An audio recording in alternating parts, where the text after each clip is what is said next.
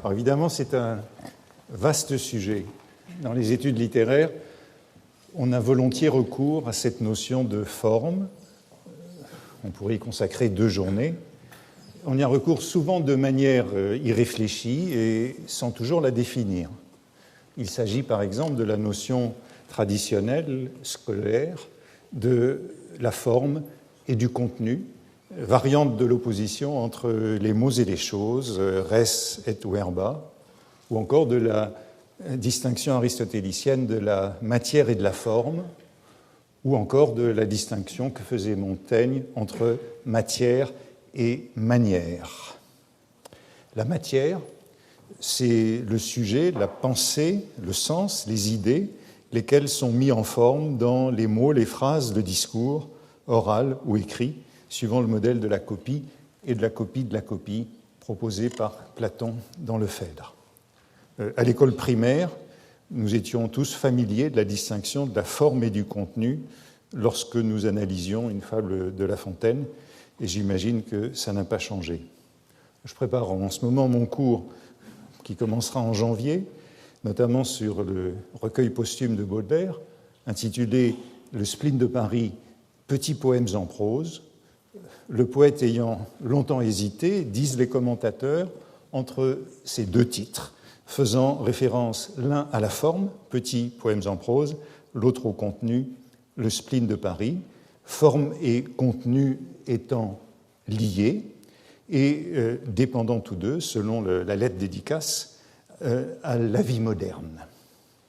Sans en être toujours conscients, nous sommes les lointains descendants de toute la tradition rhétorique, depuis Aristote et Cicéron, qui opposaient l'inventio, la première partie de la rhétorique, la recherche des idées, à la dispositio et à l'élocutio, les 2e et 3e parties qui touchaient d'une part à la construction du discours, à son organisation, à son plan, d'autre part à l'expression, aux figures et tropes, c'est-à-dire aux signes. Et je crois que cette dichotomie, nous devons nous en souvenir, dichotomie de la construction et de l'expression dans la dichotomie de la forme et du contenu, désignant d'emblée 2 niveaux distincts de la forme, un niveau en quelque sorte macrostructurel et un niveau microstructurel, concernant d'une part le tout, de l'autre le détail, d'une part le discours, d'autre part le mot ou l'expression.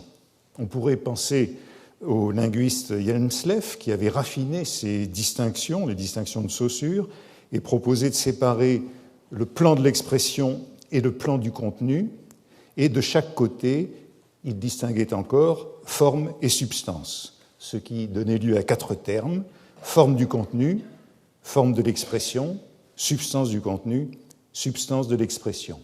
On pourrait dire, en allant vite, que dispositio et élocutio, les 2e partie et 3e partie de la rhétorique, relèveraient de la forme du contenu, pour la dispositio, et de la forme de l'expression, pour l'élocutio.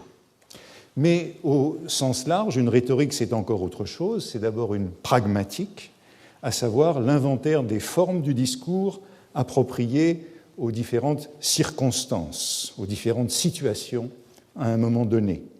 Et la rhétorique classique rattachait ainsi les discours à 3 grandes situations de communication qui déterminaient 3 genera dicendi, 3 genres de discours, où l'on voit immédiatement que les notions de forme et de genre sont liées et sans doute inséparables.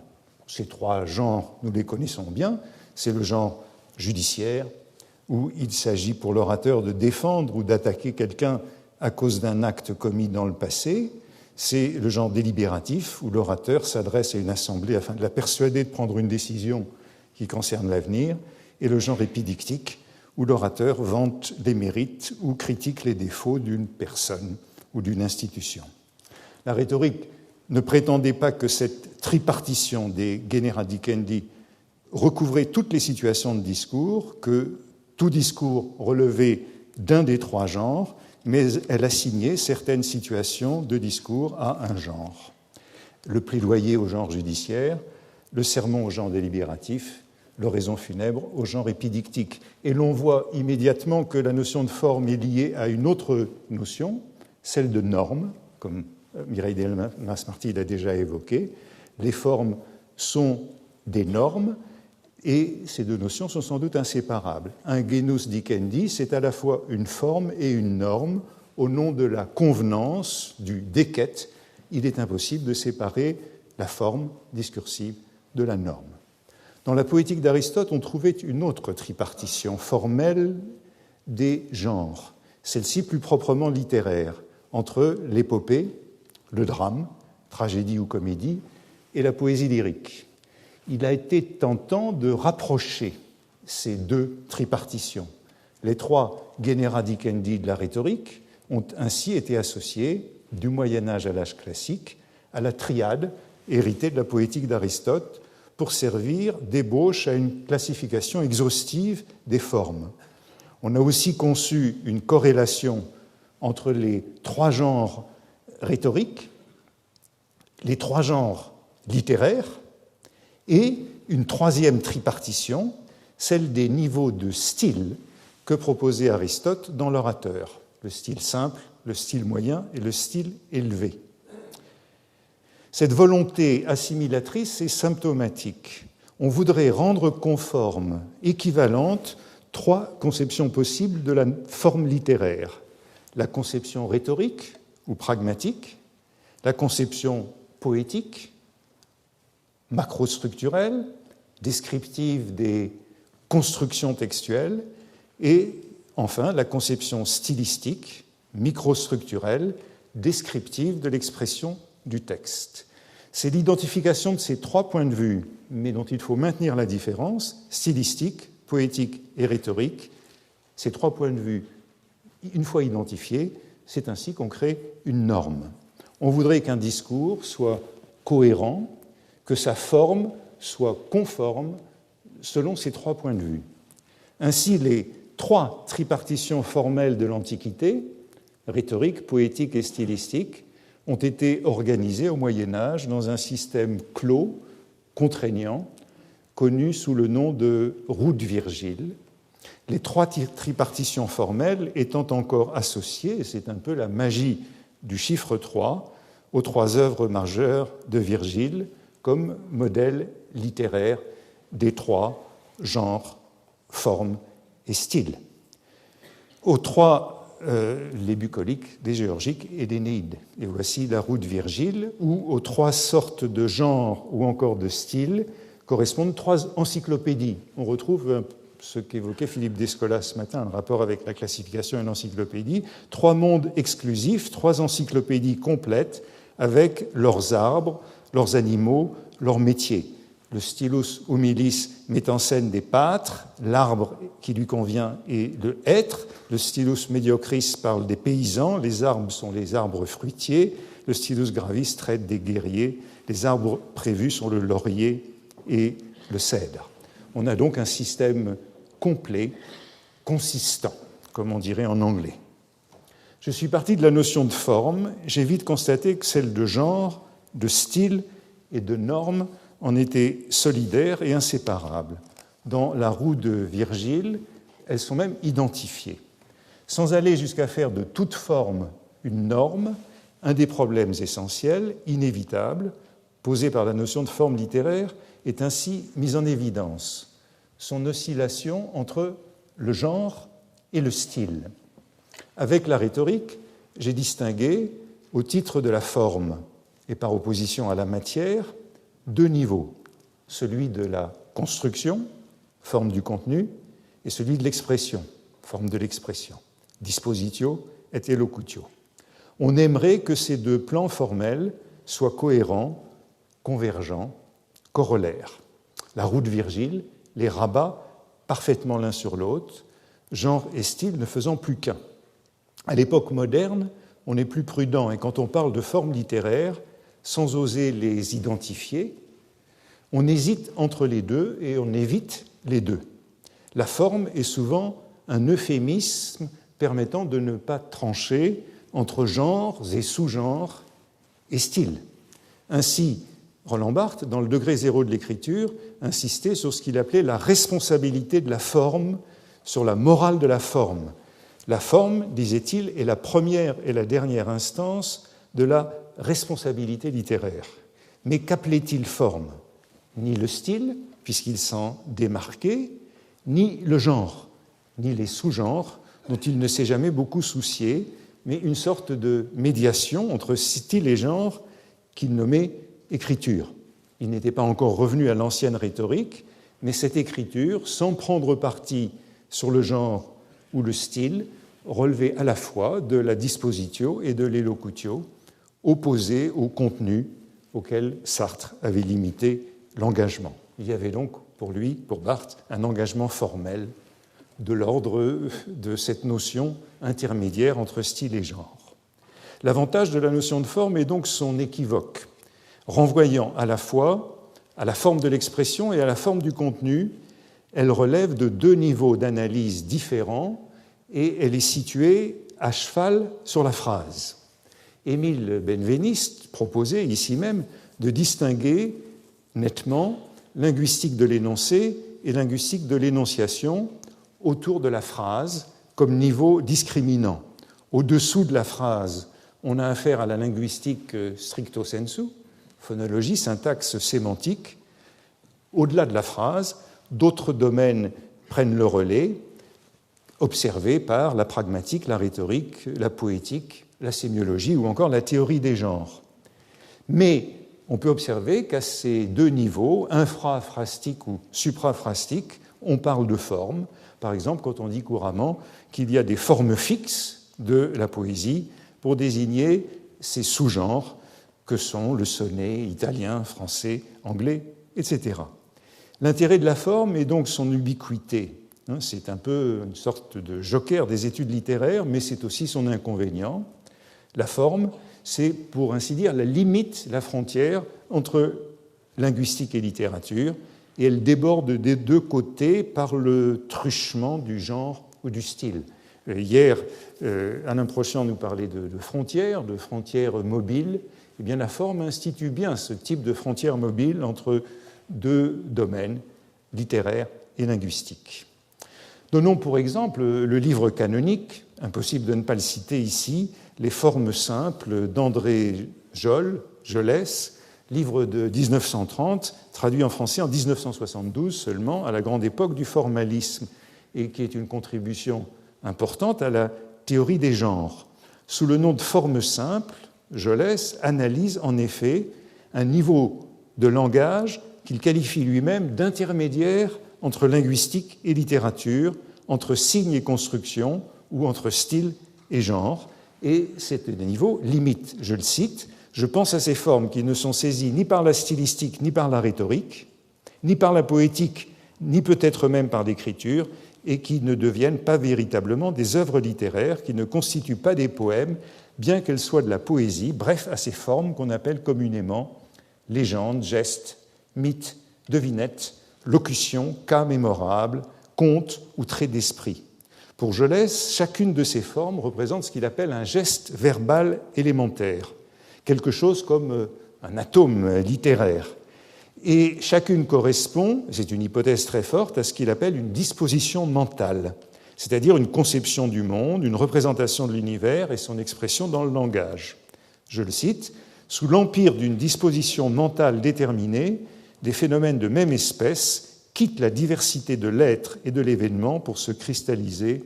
Le langage les prend dans son tourbillon, les choque, les malaxe et leur donne une forme nouvelle. » Associant les formes simples à des dispositions mentales, il faisait l'hypothèse que ces formes simples étaient universelles.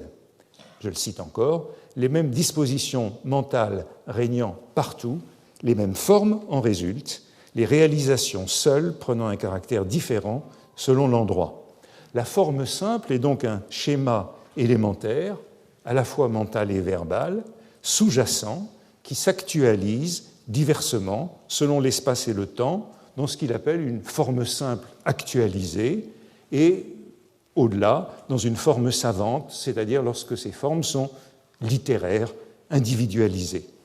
Le livre a donc été traduit en 1972 à la grande époque du formalisme dans les études littéraires en France, mais cela n'a pas empêché ses promoteurs de marquer leur distance par rapport à la notion de disposition mentale. à dégager sous les formes simples, savantes ou actualisées. L'ouvrage de Jolès juxtaposait ces formes, dont je vous ai dressé la liste tout à l'heure, sans proposer de théorie unifiante qui en justifie la liste. Cette liste était-elle exhaustive? Ces formes composaient-elles un système? Toute la littérature se fonde-t-elle sur ces dispositions mentales et ces gestes verbaux élémentaires? L'analyse serait peut-être à mettre à l'épreuve aujourd'hui à l'aide des sciences cognitives. Peut-on réduire toutes les formes littéraires à un système de disposition mentale? Paradoxalement, le formalisme des années 1970 se méfiait des formes. Écoutant tout à l'heure Mireille Delmas-Marty, je me souvenais de la polémique, enfin de la réponse polémique de Jacques Derrida au livre de Jean Rousset, Forme et signification, lui opposant précisément la notion de force. On redoutait de verser dans une théorie des genres, laquelle semblait disqualifiée par son association avec le romantisme et le comparatisme, sa tendance systématique, la conduisant à postuler des universaux formels. Le formalisme était gêné par la notion de genre comme niveau intermédiaire entre le texte et la littérature et mal à l'aise avec toute théorie des genres comme nomenclature descriptive, immanquablement prescriptive. À décharge, il faut dire que la classification des genres s'était singulièrement simplifiée depuis le XIXe siècle.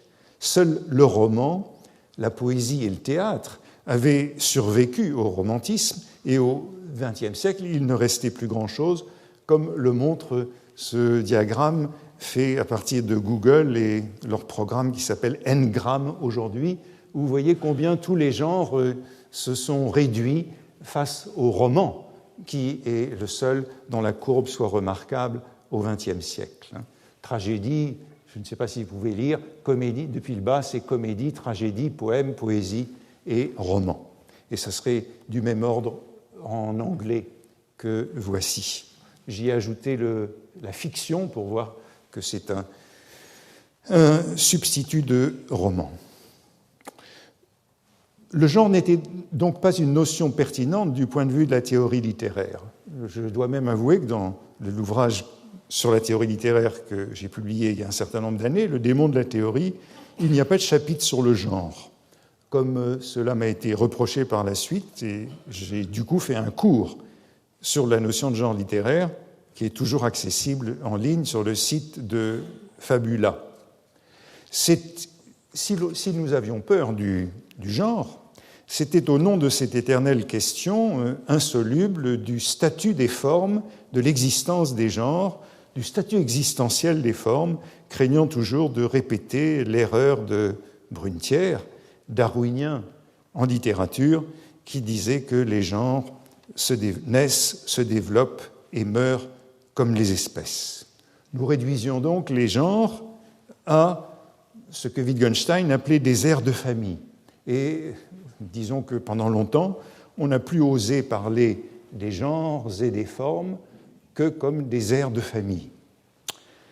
Rouvrant ce dossier aujourd'hui, me demandant ce que je pouvais dire de nouveau, s'il y avait quelque chose de nouveau à dire des formes et des genres, ma surprise a été de constater qu'il y avait en vérité du nouveau, et que ce nouveau nous venait du traitement automatique des textes, de la critique littéraire itérative, employant des méthodes algorithmiques, et que beaucoup de travaux portaient sur la reconnaissance statistique des styles et des genres littéraires.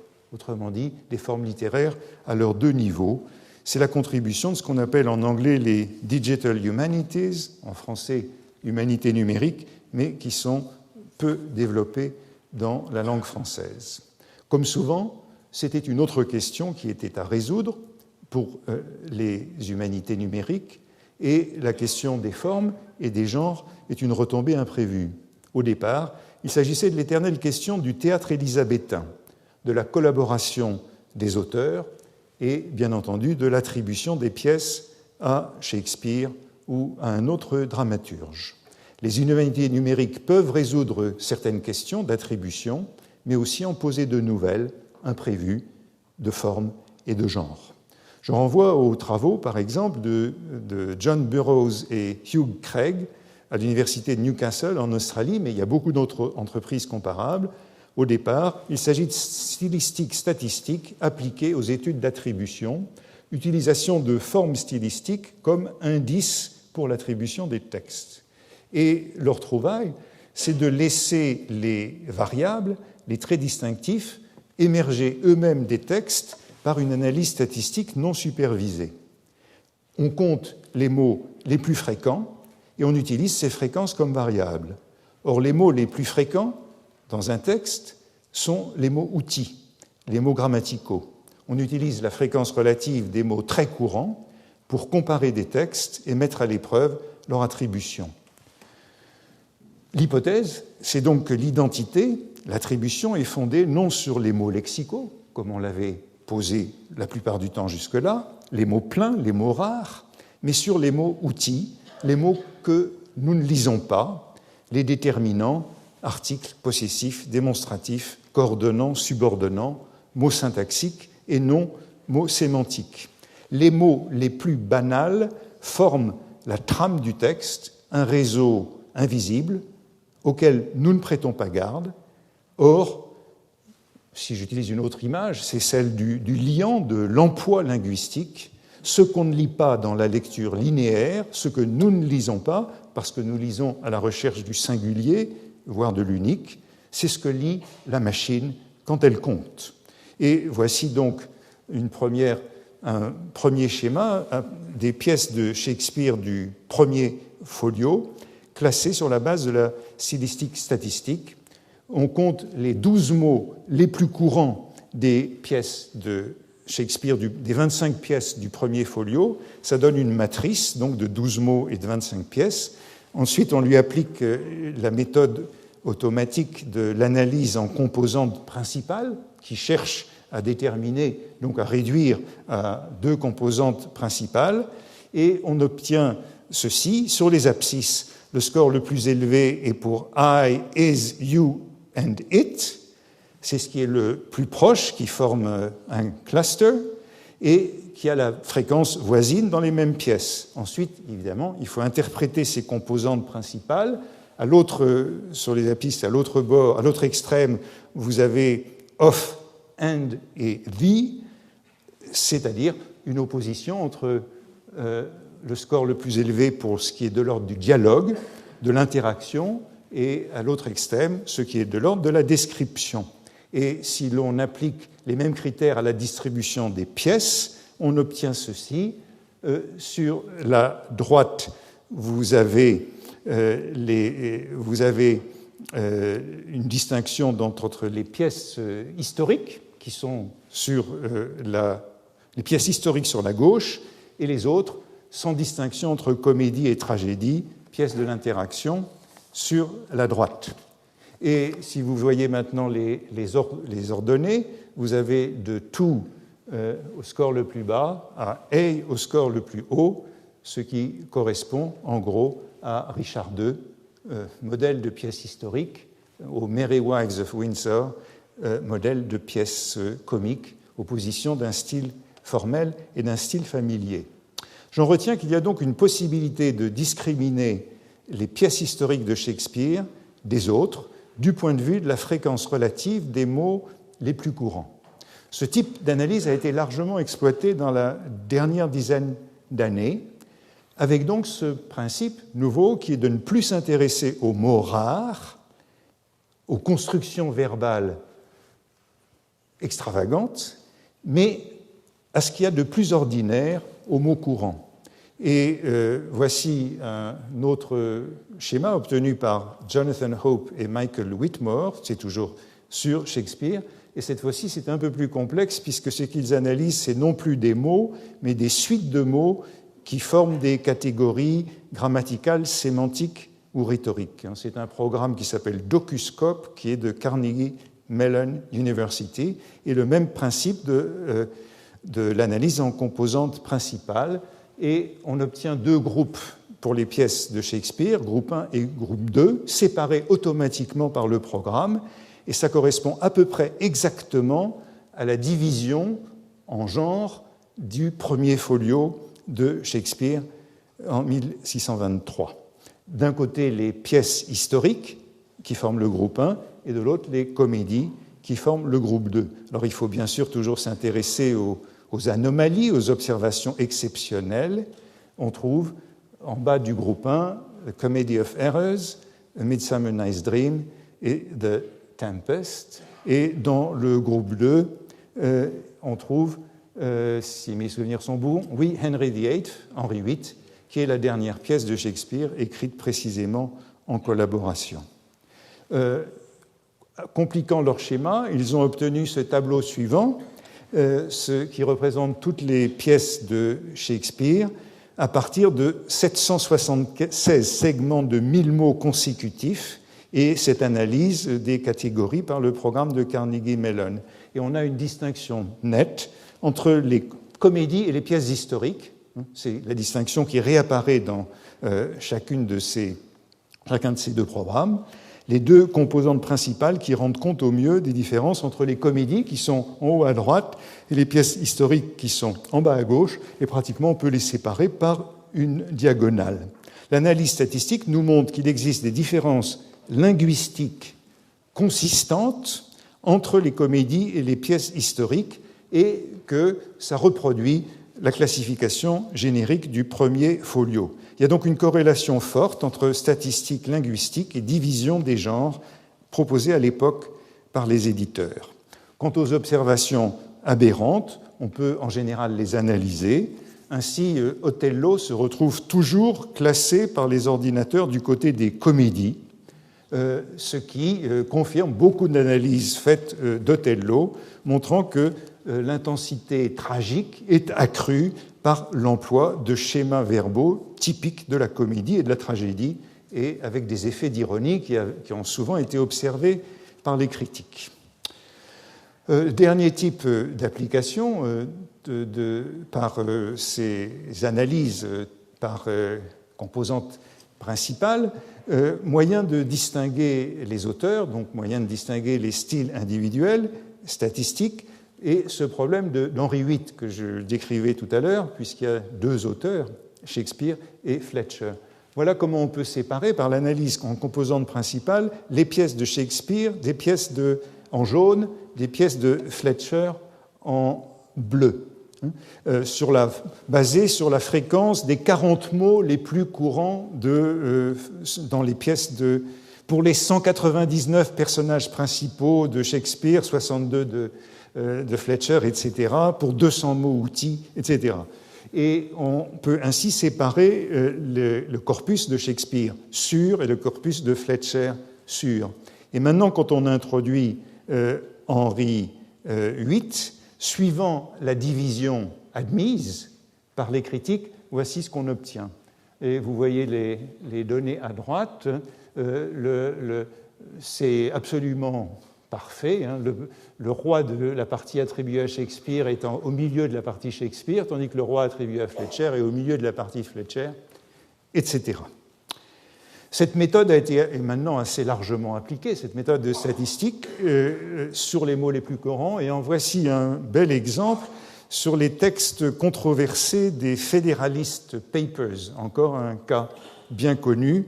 Il y a dans les Federalist Papers, il y en a un certain nombre qui sont attribués à Hamilton, un certain nombre qui sont attribués à Madison, et il y a un certain nombre de papers incertains, et les voici comment on a Hamilton 56 papers, Madison 50 papers, et les disputed 12 papers qui sont en vert à partir des mots would, to et upon. Et on a une confirmation parfaite qui sont les mots les plus courants, confirmation parfaite de leur attribution à Madison. Comment expliquer cette prégnance d'une forme individuelle ? La production linguistique, y compris littéraire, est largement inconsciente, mais nous voyons qu'il y a, en particulier dans ces cas de collaboration dans la dramaturgie, on a souvent dit que c'était impossible parce que le dramaturge donne la parole à ses personnages et ce n'est pas son style. On en voit dans tous ces exemples une belle affirmation. Et je voudrais rapidement tirer les conclusions pour une théorie des genres, souvent soupçonnée, car fondée sur les contenus. Et souvenez-vous de ce que je vous montrais avec la roue de Virgile, où l'on cherche à appliquer tout ce qui est de l'ordre des contenus au style et au genre, avec une corrélation difficile et contestable entre forme de l'expression et forme du contenu. Ou alors, une théorie des genres se fonde sur l'intrigue, ou alors elle se fonde sur la fonction sociale des différents genres. Or, la même méthode est applicable aux questions d'attribution et de distinction des genres. On pourrait donc dire que les genres ont une existence quantitative, une existence empirique, une existence observable. La reconnaissance des genres, aujourd'hui, peut être automatisée. C'est une considération assez importante. Il y aurait une empreinte du genre dans la phrase, ce qui reviendrait à mettre en cause ce que j'ai décrivé au départ comme cette frontière stable entre linguistique et littérature. Un genre, en tout cas ce que ces analyses automatiques nous montrent, c'est qu'un genre peut être reconnu au niveau de la phrase. Il y a donc une jonction entre la forme du contenu et la forme de l'expression.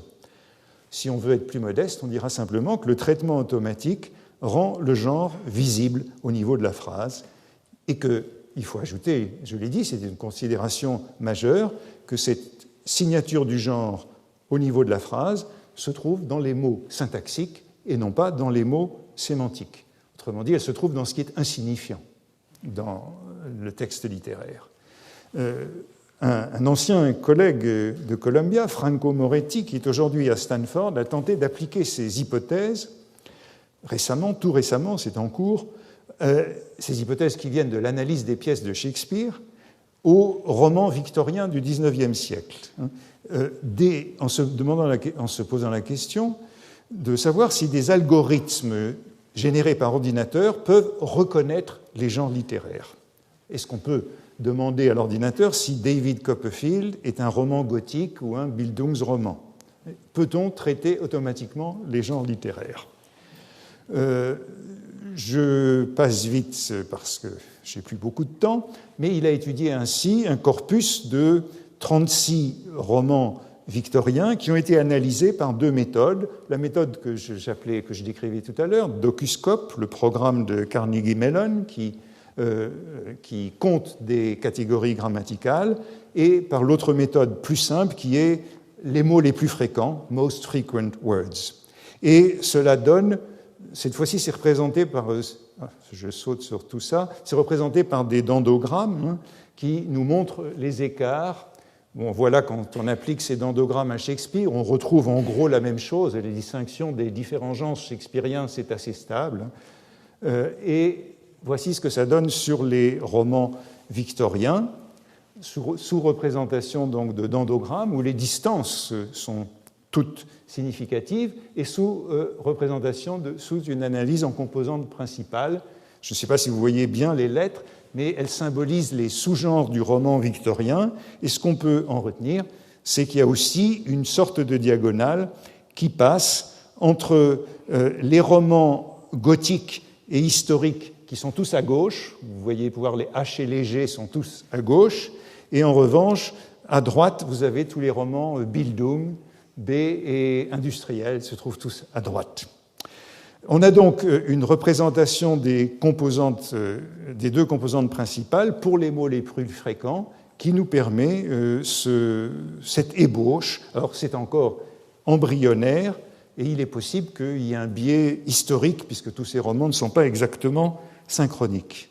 Reste que forme individuelle, comme dans les cas d'attribution, et forme générique paraissent susceptibles de reconnaissance statistique, de traitement automatique, avec des implications cognitives, linguistiques et littéraires. Alors bien sûr, vous direz, on ne sait pas mieux ce qu'est un genre, mais on peut avoir l'idée qu'il y a une empreinte du genre dans la phrase. Pour d'aucuns, ce n'est pas une grande découverte. Les résultats sont faibles. On dira, on n'a fait que vérifier la classification des premiers éditeurs de Shakespeare, qui classaient les pièces en tragédie, comédie, pièces historiques et pièces tardives. On la confirme.